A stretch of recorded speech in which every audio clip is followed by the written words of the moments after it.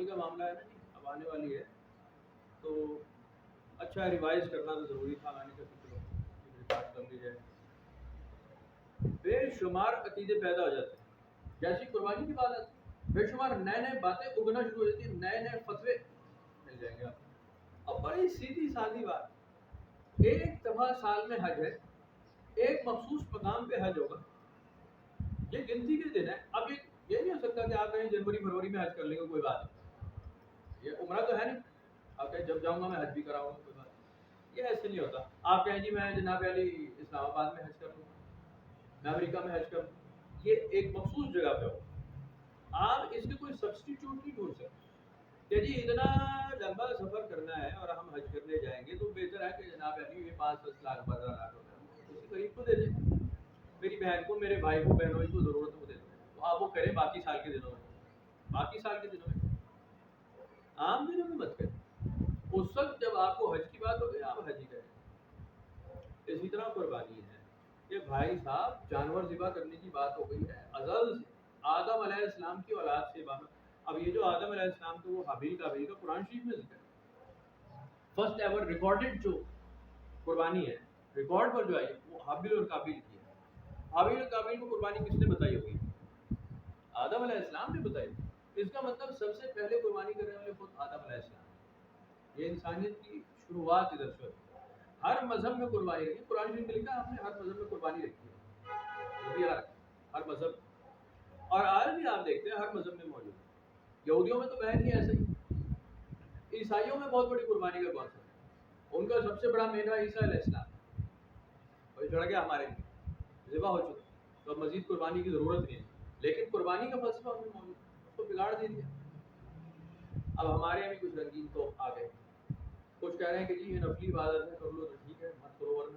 اور کچھ کہتے ہیں جب حج کرنے جانا ہے تو صرف حج پہ ہی ہوگا، وہ حرم میں ہی قربانی کا مال ہوگا. بھائی جان آپ کس فارمولے کے تحت قرآن شریف میں ایک چیز ایسے جوڑ دی جاتی ہے ایسے، اب آپ کہیں گے یہ فرض ہے یہ نفل ہے، کس فارمولے سے؟ فصل لربک وانحر، نماز ادا کرو اپنے رب کے لیے، صلاۃ کی طرف جاؤ، وانحر اور قربانی کرو جانور. نہر کا مطلب ہی ذبیحہ. ایک ہی آیت ہے، ایک ہی آیت میں آپ آدھا حصہ فرض، آدھا حصہ نفل، آدھا حصہ سنت. یا آپ تفریق کس فارمولے پہ کریں، کس بنیاد؟ کوئی بنیاد نہیں، بیکار بات. ان چیزوں کو بالکل اکثر شک شبے میں لائے بغیر باقاعدہ تیاری کرنی چاہیے کہ آپ دنیا جہان کے سارے کام کریں، سارے کام. کون سا کام چھوڑا ہوا ہے؟ آپ کہیں جی قربانی کی گنجائش، آپ کہیں جی قربانی فرض نہیں ہے، میں فلانے مولوی سے سن لیا، میں کسی کو کچھ پیسے دے دوں یہ ادا ہو جائے گی، غریب کی مدد کر دینا ہے اصل کام، اس کو گوشت دینے کے بجائے پیسے دے دو گے، آپ باقی سال کے سارے دنوں میں دیں، انفاق فی سبیل اللہ کریں، صدقات دیں، خیرات دیں، زکات دیں. لیکن جب نہر کی بات آئے، ان الصلاۃ والنسک ومحیائی ومماتی للہ رب العالمین، پھر نماز کے ساتھ نسک کی. یہ نسک کیا ہے؟ آپ کہیں نماز فرض ہے، نسک نفل ہے. کس کس کس کس بنیاد پر، کہاں سے؟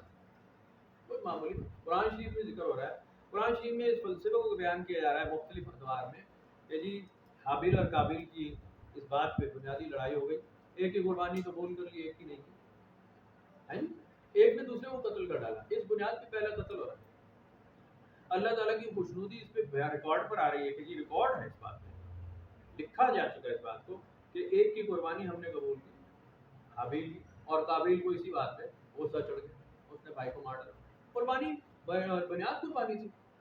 ابراہیم علیہ السلام کی قربانی، بیٹے کو ذبح کرنے کی نوبت آ گئی.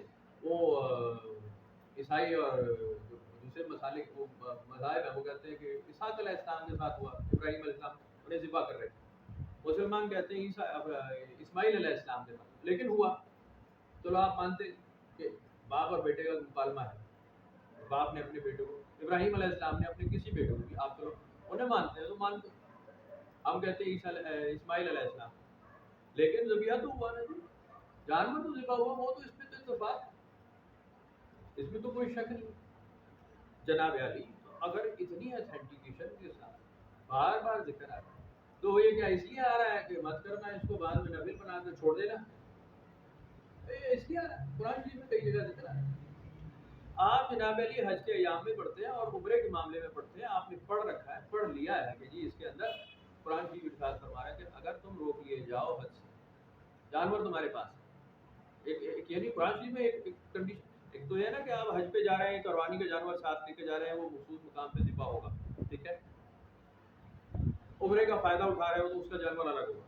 یہ سنت میں بھی حدیث میں بھی صاف ثابت ہے کہ اگر آپ عمرے کا فائدہ لیتے ہیں، بکار کے باہر سے آ رہے ہیں، لوکل نہیں ہے، آپ عمرے کا فائدہ لے رہے ہیں، کہ آپ کا ایک ہی ٹریول پڑ جائے، آپ عمرے کے لیے الگ نہیں آ سکتے، پاسبلٹی نہیں ہے، لاجک بھی نہیں ہے. آپ کر سکتے ہیں، اس کے لیے جانور ذبح کرنا پڑے عمرے کا. قرآن شریف میں پڑھ لیا آپ نے. پھر ایک جگہ ذکر آتا ہے کہ اگر تمہیں روک لیا جائے، حج پر نہ جا سکتے تو اپنا جانور پیش کرو، اپنا جانور قربانی ہو جائے، قربانی ہو جائے. یہ وہ ہے جو حج نہیں کر سکتے، ابھی تو قرآن شریف میں لکھا. تو یہ اتنی جگہ اگر لکھا جاتا ہے تو اس کے اوپر بحث کیا رہ جاتی ہے بھائی جان. بالکل ایسے ہی جیسے روزہ فرض ہے، جیسے نماز فرض ہے، جیسے زکوٰۃ فرض ہے، جیسے حج فرض ہے، ویسے ہی نسک ہے، ویسے ہی نہر ہے. آپ اس کو کبھی بھی نفل نہیں مان سکتے. تو لوگ بحث کر رہے ہیں، بات کر رہے ہیں، تو ان کی اپنی نصیبوں اور ان کے اپنے عقیدوں کی بات ہے. جنہوں نے کرنا ہے وہ قرآن شریف میں لکھا کہ ہم نے انہیں کہا قربانی کرو تو یہ حجتیں کرنے لگے. ان کا موڈ تھا ہی نہیں قربانی کرنے کا. ہم نے انہیں پھنسایا، ہم نے انہوں نے جو سوال کیا ہم نے جواب دیا کہ ہاں کرو ایسا. انہوں نے بڑے طور اور کرہن، بڑے معتدل کے ساتھ قربانی کی. ان فیکٹ کی قربانی کرنا چاہتے ہی نہیں تھے. آپ وہ کرنا چاہتے ہیں، وہ کرنا چاہتے ہیں. سورہ بقرہ نازل اس بات پہ ہوئی، سورت کا نام اس پہ پڑ گیا اس واقعے کی وجہ سے. اس میں واقعہ بیان ہوتا ہے ان لوگوں کے، وہ اس حرام توبی کی وجہ سے. یہ اندر ان کے نفاق ہے، فتنہ ہے. یہ میری بات پہ جانور ذبح کرنا ہی نہیں چاہتے، یہ اس میں بحث کر رہے ہیں. اور جب یہ پھنس گئے تو انہوں نے ذبح ضرور کیا ہے، لیکن یہ اندر سے خوش نہیں ہے اس بات میں. تو کیوں نہیں ڈسکس ہو؟ اسی لیے کہ بھائی جان آپ کو کہہ دیا خوش دلی سے کرو، کرنا تو پڑے گا، خوش دلی سے کرو. قربانی تو ہم تم سے لے لیں گے، آپ خوشی سے کر لیتے تو ٹھیک ہے، اس کا ہم تمہیں اجر دیتے ہیں. ورنہ بد دلی سے تو تم کر ہی دو گے، کہیں نہ کہیں تم ایسا پھنسو تو پتہ چلے گا. اور بہرحال اللہ تعالیٰ سے پناہ مانگنی چاہیے. جب قرآن شریف میں متعدد جگہ ایک بات کا ذکر آ جائے تو اس پہ بحث نہیں کرنی چاہیے. یہ بڑے جاہل لوگ ہوں گے جو اس میں بحث میں پڑ جائے کہ یہ جائز ہے یا ناجائز ہے، حلال ہے یا حرام ہے، نفل ہے یا فرض ہے. اللہ کا حکم ہے، بات ختم ہو گئی. اللہ کا حکم ہی فرض ہوتا ہے اور کیا ہوتا ہے. یا ضرور لکھا جائے کہ جی کتب علیکم النسک، یہ کیا لکھنا ضروری تھا؟ کتب علیکم النحر، یہ ضرور لکھنا. جی کتب علیکم الصیام لکھا تو کتب علیکم النحر لکھنا. پھر ہوتے تو یہ ہم نے فرض کر دیا، اس کا مطلب فرض نکالیں گے. بھائی جان ایک ترغیب کہی جا رہی ہے کہ ہم نے نافرمان قوموں کو آزما لیا. اب تم نے دیکھتے تم کیا کرتے ہو. تم بڑا شوق میں تھے ہم پہ کتاب نازل کرو، ہم پہ ہدایت نازل، ہم دل کر لیں گے، تمہیں کروا دیں. یہ تم نہیں کر رہے، اس کا مطلب تمہارے دل میں نفاق. اللہ تعالیٰ مغفرت کرنے والا ہے انسانوں کی. یہ سوال جو آپ اور کرتے ہیں، کام کرنا اصل میں ہوتا ہے، معاملہ سارا ہے. اللہ ہدایت